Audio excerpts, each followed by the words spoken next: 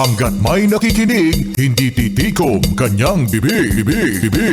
Sa taglay niyang kulit, tsak ika'y mapapaibig. Ang bibi mo at ang bibi ko. Love you, pare. Bibo!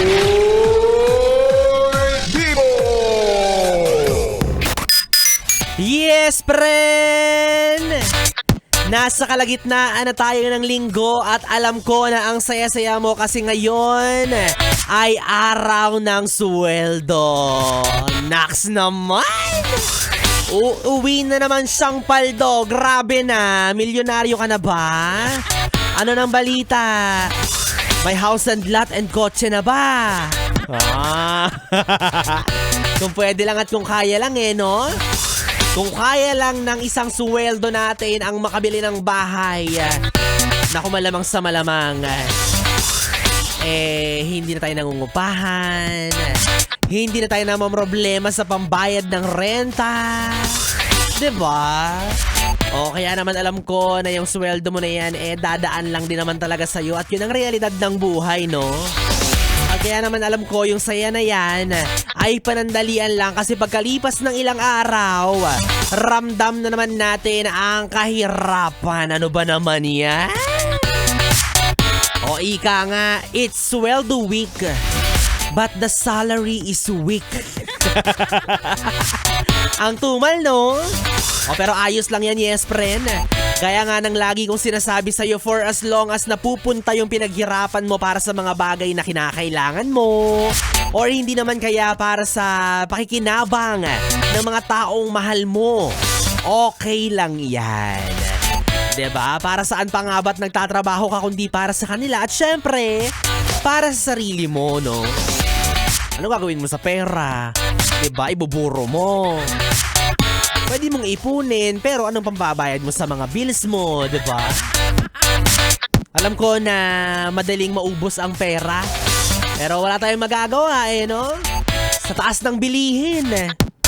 Sa bagay, kahit sabihin mong mataas ang presyo ng mga gulay, kailangan mo pa ring bilihin kasi nga pangangailangan yun, pagkain yun.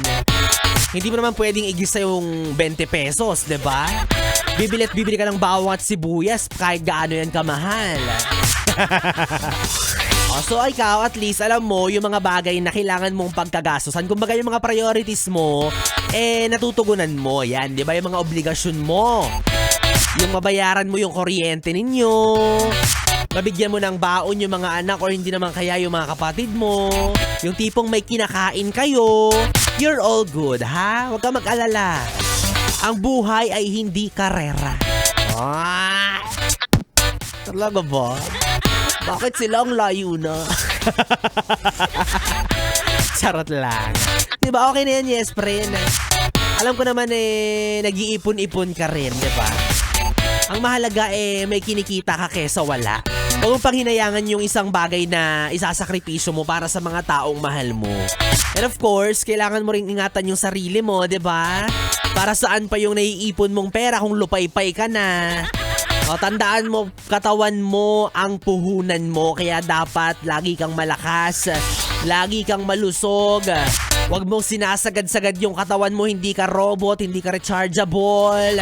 Kapag kinakailangan magpahinga, magpahinga. Kapag kinakailangan matulog, matulog. Kapag kinakailangan ng cuddle, makikuddle.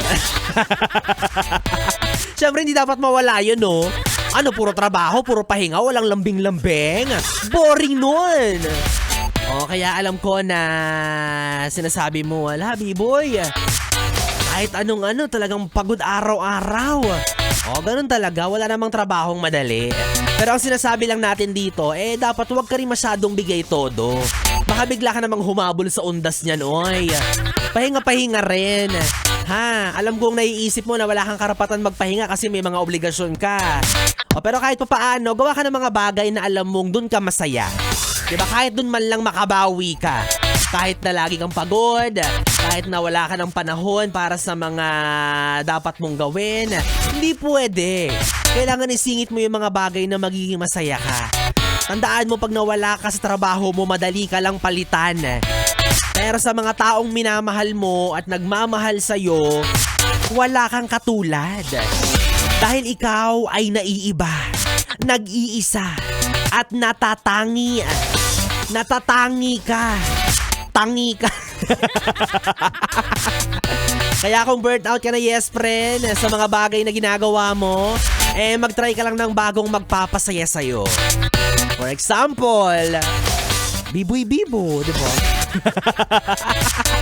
Ay, nakawala na mga yes friend.